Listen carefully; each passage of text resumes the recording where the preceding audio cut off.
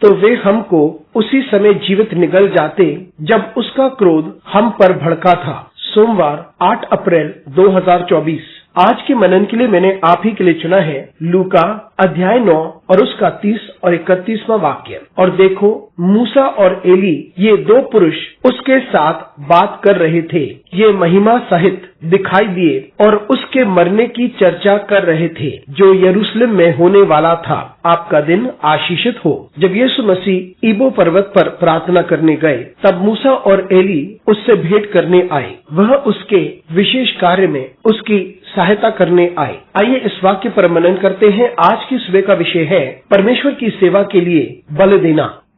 यह हम जानते हैं कि यीशु मसीह ने लोगों से कहा कि वे अपना क्रूस उठाकर उसके पीछे चले, क्योंकि प्रत्येक को यदि उन्हें यीशु मसीह का अनुसरण करना था तो वह अपने आप को भूलकर परमेश्वर के क्रूस को उठाकर उसके पीछे चले। जब यीशु मसीह इबो नामक पहाड़ पर गए और वहां प्रार्थना कर रहे थे, उस वक्त मूसा और एलिया प्रकट हुए और वहां उन सभी का महिमा में रूप दिखाई दिया। और फिर वे उस विशेष कार्य के बारे में बात कर रहे थे जो यीशु मसीह पूरा करने वाला था। ये विशेष कार्य यीशु मसीह की मौत के बारे में था, उसके क्रूस उठाने का था जो यरूशलेम में होगा। यीशु मसीह का विशेष कार्य ये था कि वे संसार के पापों को उठा ले और उस कड़वे प्याले को पिए। और विशेष कार्य भी था कि परमेश्वर उसे त्याग देगा क्योंकि उस पर संसार के पाप होंगे। और इस विशेष कार्य में मूसा और एलिया प्रकट होते हैं जिनकी जिंदगी में स्वयं चुनौतियां थीं। वे आकर उसको बल देते हैं। एलिया स्वयं मरना चाहता था